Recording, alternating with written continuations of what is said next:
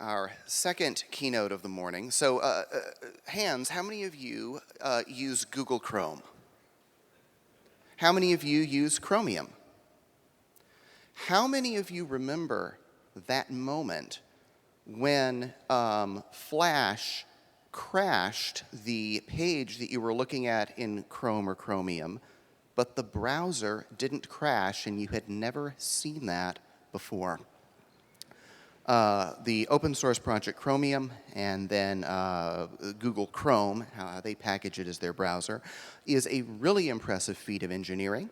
And this morning we have one of their engineers here to talk to us. Parisa Tabriz is the engineer who leads the team of engineers who work on Chromium's and Google Chrome's security. Parisa Tabriz.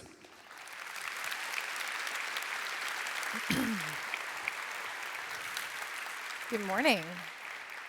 Good morning, good morning. Cool, slides work. Good morning, I'm really excited to be here. It's my first PyCon.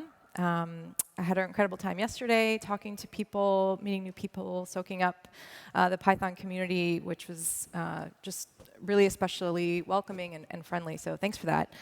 Thanks to Brandon for the intro and for inviting me. Thanks to Alex Gaynor, who also invited me last year. I couldn't make it. And hey to Audrey Roy Greenfeld. Check out the cookie cutter booth if you haven't already, but that's awesome. And thank you all for coming and sticking around. I didn't know I was going to actually be talking after Guido. I think I'm even more nervous than I was coming in, but excited to help kick off the second day of PyCon. So my talk is titled The Hacker Spectrum.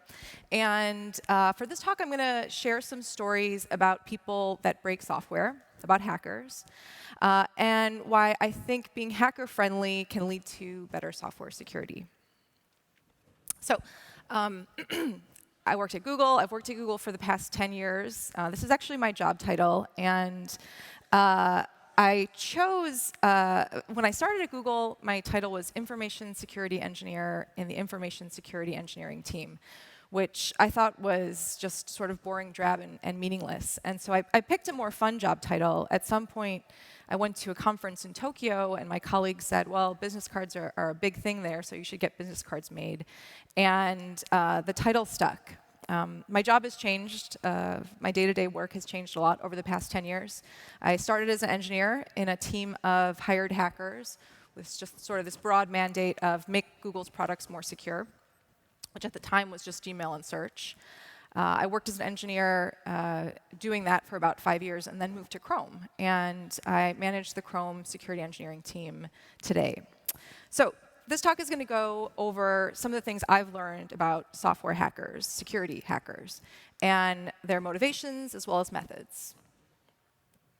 We should start with the definition. The term hacker is thrown around to mean a lot of different things. In fact, the keynote yesterday, Lorena actually proposed her definition of hacker too. I don't expect to converge on any single definition ever. It's a really overloaded term. But for the purpose of my talk, I'll propose that a hacker is just someone who thinks outside of the box. I don't assume too much more than this. So Bruce Schneier is a cryptographer, widely regarded security specialist, and he says that a hacker is someone who discards conventional wisdom. It's someone who sees a set of rules and wonders, what happens if you don't follow them? A hacker is someone who experiments with the limitations of systems for intellectual curiosity. Anyone identify with that broad definition? Cool, lots of hands. I want to talk to you about computer security today, so I'll propose that the hackers that I'm going to be talking about are people that figure out how to use computers or software in unintended ways. So usually they accomplish this by exploiting some bug or flaw or vulnerability in the design, logic, or implementation of a software system. And you'll notice that I don't assume any single motivation or intention here. Who are these guys? I'm sure many of you recognize them as a much younger Steve Wozniak and the late Steve Jobs. So, trivia. Before starting Apple, these two actually built and sold digital blue boxes, which were devices that exploited flaws in the telephone systems to make free calls. In particular, you were able to make free long-distance calls by exploiting different frequencies that were used as control logic. These guys were phone freaks. That was the term for hackers that exploited telephone systems at the time, which is about the 60s or 70s. And indeed, they stole phone service, like all of the other phone freaks of the day. But that probably wasn't their main driving force to do it. And it wasn't the driving force of the rest of the phone freak movement either. Their motivation wasn't damage, but power and knowledge. Knowledge of how the telephone systems worked and the challenge of figuring out how to bend it to their will. Computer hackers are from the same mold, but aim to explore the maze of the internet instead of telephone systems. Now, if you have an iPhone or a MacBook in your lap today, and I see tons of them in the audience, you'll have to admit that there's some societal benefit to actually tolerating and nurturing the hackers. When I use the term hacker, I'm not assuming any single motivation or objective, and I also don't assume any simplistic value judgment here. So it would be really convenient to think of a world of good hackers and bad hackers, or white hats and black hats, as they're sometimes referred to. But we all know that real people are just a bit more complex than that. To me, hacker is a skill set and a mindset more than anything, and one that can be developed and that I'll encourage you all to develop. But I also think it's important to look at some of the independent objectives, and for why I've recognized that people hack software today, and that's what we'll go over next. So I want to go over each of these objectives with some supporting stories.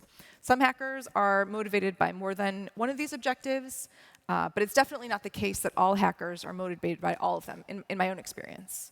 And I can't even promise this is comprehensive, but it probably hits most of the primary objectives. So let's first talk about hackers that break software because they ultimately want more secure software.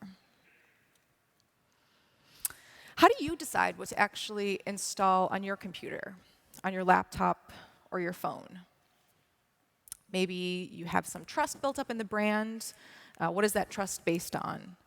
Or maybe you have, that paranoid security friend who you go to ask, is this secure? Should I use this or this? At some point down the transitive trust chain, it's likely that someone has assessed the actual security of the software themselves by trying to actually hack into it.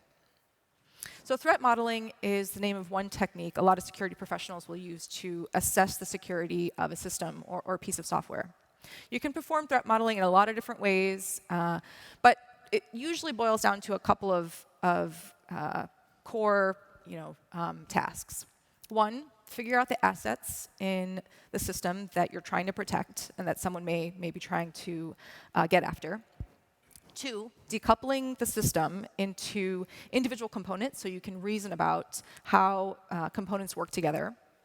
Three, identifying possible threats. And then four, assessing the robustness of defenses, or where you potentially need to be adding more.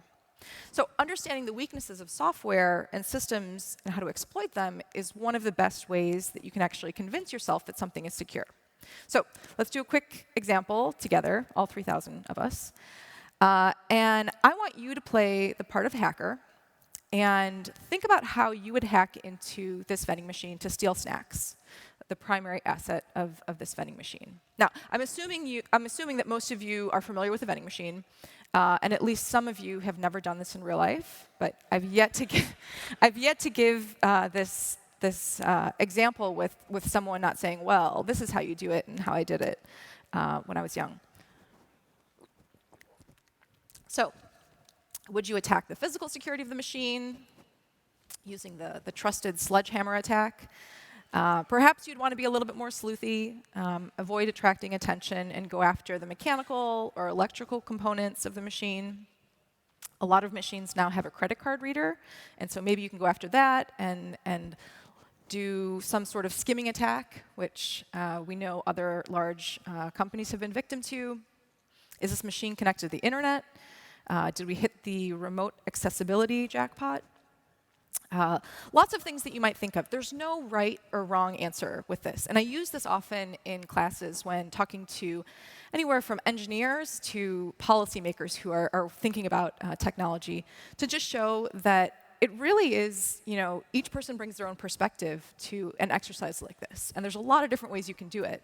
I've heard some extremely creative answers. One person suggested filling up the whole machine with water and then letting the water out and all the snacks to come with it. I'm not sure if it would work, but I would actually love to see it in action. Anyways, if you look online, there's tons of information you can find in how to actually hack into specific vending machines using, trying to break into, find the administrative code and break into the machine, lockpick, things after attacking the electrical components of the system. Why am I going to this? A classic approach that just involves basic currency is using a coin that's made from a similar blank but has a vastly different value. And so this is a €2 coin. It's worth approximately $2 and a quarter. And these are a couple of examples of coins that are active international currency today but have been worth vastly less. So travel tip, I highly recommend double-checking your change when you go to Europe, because I actually received the Mexican peso at some point when I was in Europe. And if you leave with knowing nothing else than that, know that there are a lot of currency that fits that same mint. So to be clear, I'm not advocating anyone go and rip off vending machines. This is just a toy example to get you to think about possible ways to break into a machine, because it will help you enumerate defenses and mitigations to such attacks by real attackers. Or just say, you know what, this is too unlikely of attack that it's not worth implementing a defense. But it gets you thinking about what possibly could go wrong. Now, how easy was this exercise for you? Is it something that comes, sort of naturally and that you found a fun thing to do? For most hackers, they can't even help about thinking how to break the system. And I think this is really distinct from the engineering or more traditional developer mindset, where you're thinking about how things can be created or made to work. And I know that's simplifying things, but really the hacker thinks almost obsessively about how things can be made to fail, and what assumptions and what layers of abstraction have holes in them that that can be exploited to get this system to do something that wasn't intended by the people that created it. Now, you don't have to exploit the flaws that you find, and this is my own personal opinion coming through. I don't think you should. I think you should use those to make the systems better. But if you don't actually look at systems that way, then you won't notice a lot of the security problems in the first place. So I'd encourage you all to exercise your hacker mindset. Exercise it today as you walk around the conference or work on projects. And I think even if you don't want to be doing this full time, thinking about how things can break and security and defenses that are put in place, it can actually make you just a more sophisticated consumer and citizen as well. All right, the next hacker group I want to talk about are those that most closely align with the term's meaning when it was originally coined. So in the 50s, on MIT's campus, a great hack meant a practical joke or a great feat of technical skill. Now, the word hacker began to mutate during the late 80s and early 90s, and what once had been considered a compliment among programmers had essentially become a byword for cybercrime. The hackers that do this for the enjoyment of the challenge, are people that use playful cleverness to maybe achieve some goal, but it wasn't motivated by profit or malice. They appreciated the art and beauty of computers and the challenge to do something that, again, wasn't expected. This is a picture of George Hotz. He goes by the hacker handle GeoHot. In June of 2007, George became the first person to carrier unlock an iPhone. And he went on to develop a number of software tools to do iPhone jailbreaking. Jailbreaking is when you remove the limitations imposed by the operating system. In 2010, he announced his retirement from jailbreaking, saying that it just wasn't as fun as it used to be, and people were taking too serious something that he used to just do for fun. Towards the end of 2009, GeoHot announced his efforts to hack the Sony PlayStation 3. a gaming console, which at the time was widely regarded as being the only fully locked and secure gaming system. GeoHot started a blog to document his progress, and about 5 weeks later, he announced success and published details of how he was able to get root on his own Sony machine. He announced success, and Sony took GeoHot to court. Subsequently, Geo made a video on YouTube. It was a video that was pretty much rapping about the disaster of Sony, and Sony in turn demanded that social media sites, including YouTube, hand over all of the IP addresses of people that visited this George's social page and videos. So let's summarize it. Hacker breaks into unbreakable gaming system that Sony kind of promotes as ungainable breaking system, publishes how to do it in his blog and videos, and then company goes after hacker for violating DMCA and copyright infringement and Computer Fraud and Abuse Act. CMU professor ended up issuing a statement of support for George as an expression of free speech. Ultimately, they ended up settling out of court, and as part of the agreement, George agreed to never hack Sony projects again. George has been employed at Facebook, he's done internships at Google, and he has shared some really creative research with us in Chrome about how something was vulnerable and could be exploited that we use to make Chrome safer by not only fixing the flaws that he found, but also introducing mitigations that kind of address a class of issues that he found. So to me, he's someone that has certainly helped us make software more secure. At the end of 2011, hackers actually broke into PlayStation Network and stole personal information of some 77 million users. At the time, it was, I think, one of the largest personal data breaches. George denied any responsibility for the attack and was quoted as saying, "Running homebrew and exploring security on your own devices is cool. Hacking into someone else's server and stealing databases of users is definitely not cool." I include this as just really one anecdote of a hacker that I know personally, but as someone who really is doing this for the challenge and the enjoyment of it. There's no interest in profit, but being able to do something that you can be told that you're told can never be done. If you want free security assessment, just tell a hacker that they can't break into it, and you'll get it. Now he's working on self-driving cars from his own garage, building a self-driving car from his own garage. Anyways, most of the hackers that are motivated by these first two objectives are responsible for some of the brilliant and secure technology that we benefit from today.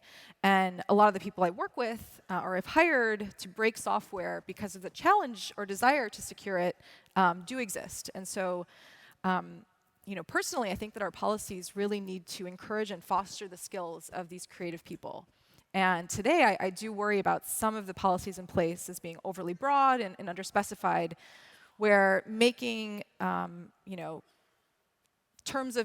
violations of terms of service acts can actually be considered a crime and subject to overly harsh penalties. Of course, not all hackers are altruistic, and so let's talk about some of the objectives of hackers that have caused harm to the internet and its users. Our third category is the hackers that have something to say, that use their skills for political protest or action. So I was planning on talking about Anonymous, and I imagine that a lot of you recognize Anonymous as the loosely organized network of hacker activities, activists or hacktivists, and especially because Anonymous and activities associated with Anonymous are still popping up in current events. For example, the group allegedly launched a campaign called Op Trump, aimed at taking down the presidential candidate's online footprint back in December. But then yesterday, I actually learned that there was a keynote at Montreal PyCon last year, and Gabrielle Coleman talked extensively about Anonymous. So I'll just point you to her video, if you haven't seen it already, which goes over some of the more notable acts of hacktivism by just them, and in particular in defense of free speech or democracy. Anonymous is just one of the notable actors in the hacktivist movement. Other prominent collectives include the Syrian Electronic Army, LulzSec, the Lizard Squad, all of whom have conducted well-publicized publicity stunts and distributed denial-of-service attacks on government, religious, and corporate websites. Coincidentally, I actually noticed a report on hacktivist trends published just 2 days ago.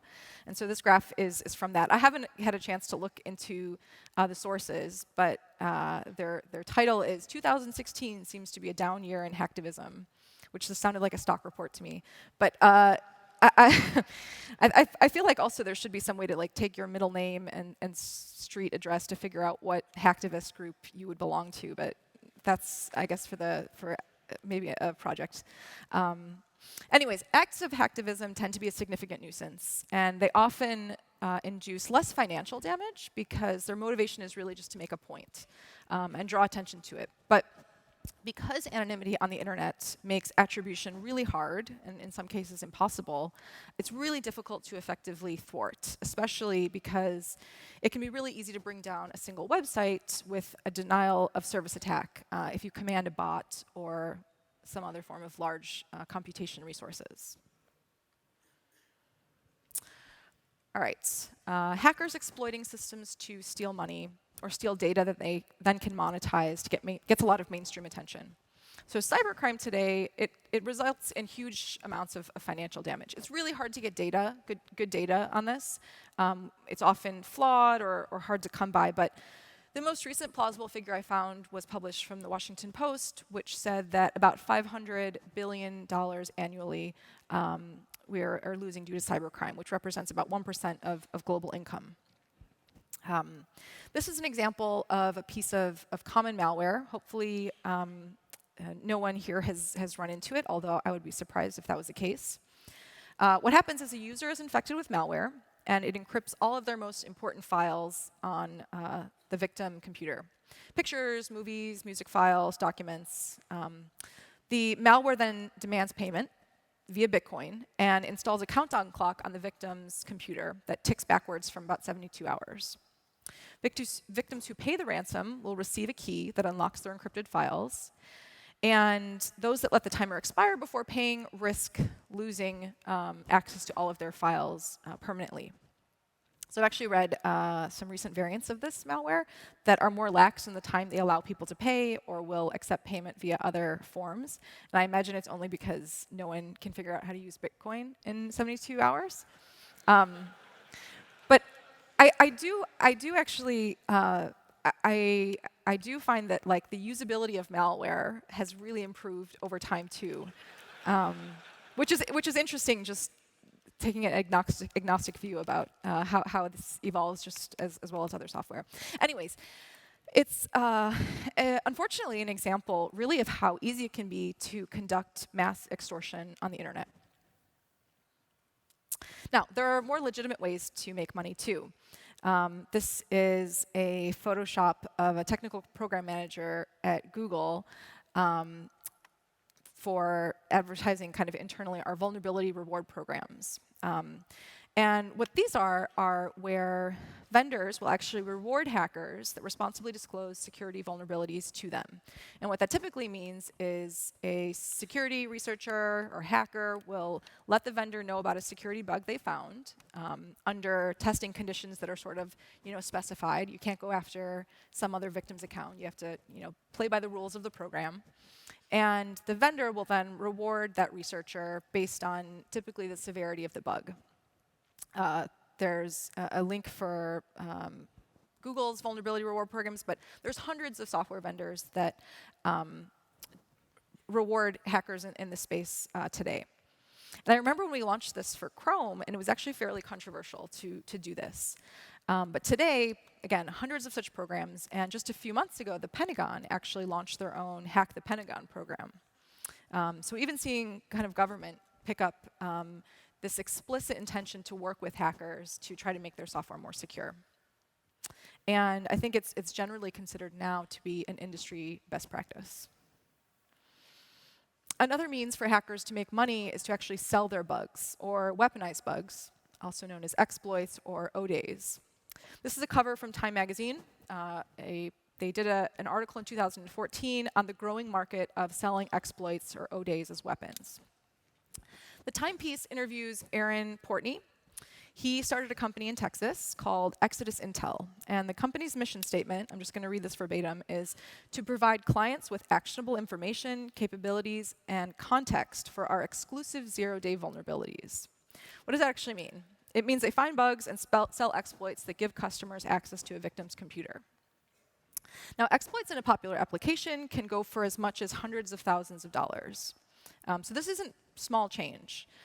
They only give the vulnerabilities with working exploits and don't bother telling the vendors about the actual bugs for the ones that they don't use. And they take pride in the quality of their exploits, just like any other software vendor takes pride in the quality of their software. And in the case of exploits, it means that it's reliable, and that this exploit, if it's sold as something that can exploit Internet Explorer on these operating systems, they take pride in that quality and reliability.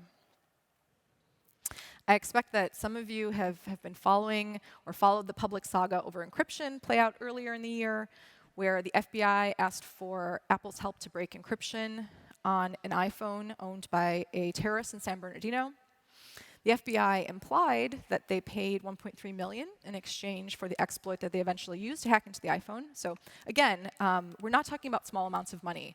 It is interesting to get concrete data on this. It's not like you can go to an Amazon and actually find a full market on sales for this. So a lot of the data is gathered from connections, or in this case, actually came straight from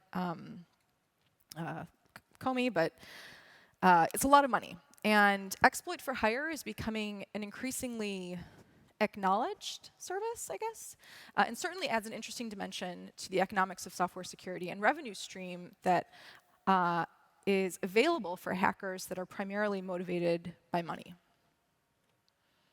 So, last group of hackers. This group of hackers I want to talk about are those seeking information or data. Now, that's a broad term, and it can certainly include just the quest for knowledge about how a system works. But a more nefarious objective might be seeking out information about others, on others, perhaps email or online browser behavior or browsing patterns. So we've seen a lot of headlines over the past 2 years about intelligence gathering, and a lot of public discussion around the means and legality around current methods. I'm not going to dive into the controversy around U.S. intelligence and gathering. So I want to share an example of a pretty massive incident launched from another country that was very likely motivated by information gathering. So this is a screenshot of a Chrome security interstitial for an invalid server certificate. In particular, it's a screenshot of the interstitial you would have possibly seen if you were trying to access Gmail in 2011 in Iran. So the screenshot that we have now looks a little bit different, but I'm sure that many of you have seen at some point a warning that says, you are trying to access a site over HTTPS and there's something wrong with the certificate. Do you want to proceed? And I'm guessing that a lot of you clicked that you want to proceed. And possibly, and hopefully, it was a benign situation. Maybe you were at the hotel or at the airport and trying to access a page over SSL before clicking through the captive portal page. Anyways, a lot of people have seen this. And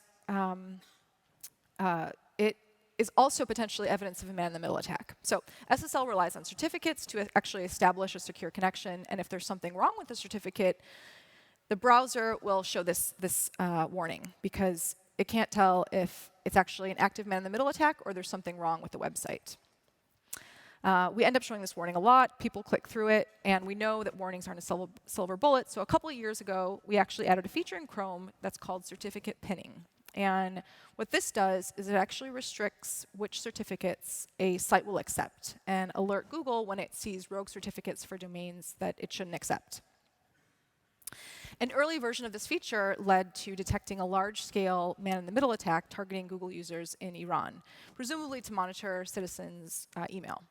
This is a picture taken from a postmortem of the incident showing about 300,000 unique requesting IPs for these rogue certificates, more than 99% originating from Iran. After some investigation, we discovered the certificates had been issued by DigiNotar, which is a certificate authority which had been compromised months earlier and has since gone out of business. This was a quote left by a presumed Iranian about what digital monitoring can result in for him. I'll just read it. Thank you.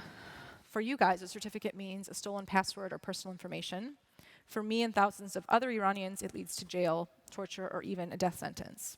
Saying something like this is very scary and sobering. I'm actually half Iranian, but have lived my whole life in the US, and really just had a very different perspective on threats to information, with some of the growing up here than if I had grown up in Iran. So things like this are very scary and sobering to me.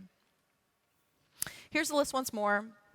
Again, some hackers have many of these objectives, some focus on one, but almost all think outside of the box and approach problems from a different point of view. People are complex, hackers are complex. Now, I want all of you to be hackers too. Even if you don't want to do this full time, I want you to think like a hacker because I know that it ultimately will make whatever you're working on more secure and robust and reliable. I want to point a couple of resources out that I think would be especially relevant for this audience. There's tons more online. I think a lot of now information security and hacking is becoming more of an established curriculum with certifications and degrees, but there's so much information that's online, so use your favorite search engine. Anyway, this is the first thing I want to point out, and I will, of course, share these in the slides and on Twitter, but this is the XSS war game. Anyone know what cross-site scripting is? Awesome. Okay. So hopefully you're using a templating system that takes care of most of this for you, but if not, cross-site scripting is the most common type of security bug found today by far, not just in web applications, all over. And this is a training game that not only teaches you about cross-site scripting and the different ways that it can occur in a web application, but also guides you through increasingly difficult levels to exploit cross-site scripting. And I think it's really the best way to understand how, when building the application, you need to sanitize and escape input. There's actually an intro before this called Learn the Web Like a Hacker that we ran at a children's version of DEF CON, which is a large security conference. And there were, I think 5 years old was the youngest that we had someone doing this, but they learned about all the HTML tags and how you can actually build up a web page and do cross-site scripting on that too. So if you're finding this challenging, or if you have any kids that you want to also learn about XSS and web security like a hacker, we have a precursor to this as well. Published a code lab a couple years ago. It's called Gruyere. This is something that I worked on with 2 other engineers. It's written in Python, hosted on App Engine. Why is it called Gruyere? Well, Gruyere has teeny tiny holes in it, and so the application itself is a code lab that has intentionally security holes that you go through the guide and learn about, and then try to find, and then try to fix. Why is it called Gruyere? The second reason, well, it was actually called Jarlsberg at first. And this is a cheese that has much more distinct holes. We launched, and the Jarlsberg manufacturers came after us with trademark infringement. And so we had to find another holy cheese to name it after. Technically, I'm going to just preface this because I know that everyone always points it out to me. Technically, not all Gruyere has holes. French Gruyere styles must have holes according to French agriculture. Swiss don't. But yes, that is the backstory on that. This is published a couple years ago, and for better or worse, it's just as vulnerable and also just as relevant today as it was back then. So check it out. It'll give you more training in cross-site scripting, as well as teach you about some of the other vulnerabilities that are common in web applications, like cross-site scripts, cross-site request forgery, other types of input injection. And once you're good at finding web security bugs, then go on over to either some of Google's Python-based applications or other companies that have a vendor vulnerability reward program and try to make some money. I know we've paid out for XSS and XSRF and YouTube, and I'm sure there's other bugs too. So participate in a reward program, and that's kind of the best practice. How many of you are familiar with Pickle? Lots of people. Are any of you using Pickle on untrusted data? You're liars. I'm sure that I am sure that there's at least one person in a group this large that is using Pickle on untrusted data. So in the documentation, we have a red border, so that means you definitely should do it, but it does mean that some people won't. And Pickle is not secure against maliciously crafted inputs. Again, if maybe nobody in here is doing it, but I'm sure there are projects on GitHub that are. There was a great talk in 2011 about how to exploit Pickle and write malpickles, which are Pickle-based exploits. Despite the security warning in the documentation, again, I'm sure people are using this. So I encourage you to verify your own usage or look around on GitHub for projects to improve their security. And that's all I had. So if you took a small nap and I bored you during the time, wake up. And my goal would be for you to leave with kind of these points. One, hacker is a mindset and a skill set. Curiosity is not in and of itself a crime. Hackers, people are complicated. There's no such thing as black hats and white hats. There's a lot of different objectives for why people get into this. And there are a ton of people who do it just because they want their software to be more secure, or because they enjoy the creative challenge of finding out how to use software in ways that weren't intended. I really do think that the hacker mindset can be developed. There's a ton of interactive code labs to do it, but really the best way is to think about your project with the hacker hat on, and instead of thinking about how to create something or make something to work, think about how you might actually break it if you did have some nefarious purpose. And then last but not least, pickles are delicious and convenient, but dangerous to use on untrusted input. So I have time for questions, but I know we're maybe a little bit off schedule. So if that is of interest, I'm happy to do it. I leave it to our MC. It looks. Thank you. Thank you very much.